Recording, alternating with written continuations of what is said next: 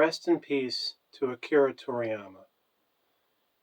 Looking back at my childhood, I can't believe how many things I got inspired from his works. From his manga to Dragon Ball to Dragon Ball Z, all of his characters. Just think of all the things in our culture that came from this man.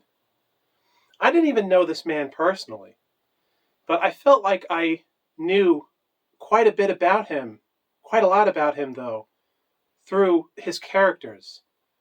And all the characters in Dragon Ball Z, especially the big names that we all grew up with, they all have such relatable traits to ourselves. It's like he knew the human mind so well. Piccolo, Vegeta, even Supreme Kai, Goku, King Kai, Gohan, Krillin, Bulma. All these characters, even the villains, Dragon Ball and Dragon Ball Z, inspired me to create my own comic books and to take inspiration from Dragon Ball Z into those comic books. He opened up a whole world of anime to the West, and we will never forget him about that. Never. There's nothing that can take away the legacy he left behind, the massive legacy he left behind. Speaking personally, and you probably all agree, I found his death different than other celebrities' deaths. For him, when he died, for me, it felt very, very painful. Very, very painful. And do you know why? Upon contemplating and meditating, just like they did in Dragon Ball, I really feel like a lot of us were very sad when he passed and crushed, because Dragon Ball Z, he represented his characters. Akira Toriyama represented the spiritual strength of men. His characters represented the spiritual strength of men. Growing up as a kid, as a teenager, watching Goku, everything is going wrong. The planet's being destroyed. People are dying. Goku just went deep inside himself and said, no, it stops here. And he found that inner strength.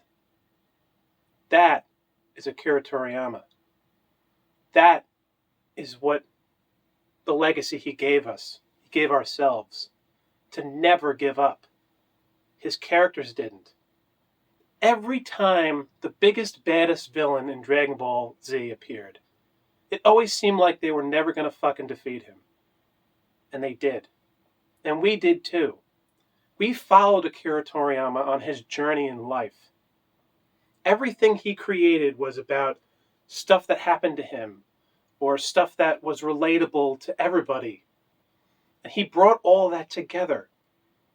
So when he passed, it felt like, as men, it felt like the wind got knocked out of us. It felt like we lost our master Roshi. Our strength, our spiritual strength of men, dissipated. For only a window of time, of course. Because what we have now is the legacy of his characters. All those episodes, everything he did, always makes us just thinking of all the happy memories, the extremely happy memories, all the immense joy that he gave my life, how he inspired my life and the lives of millions in the East and the West. The impact he left on pop culture is so massive. and so much more massive than other animators or other cartoon character creators.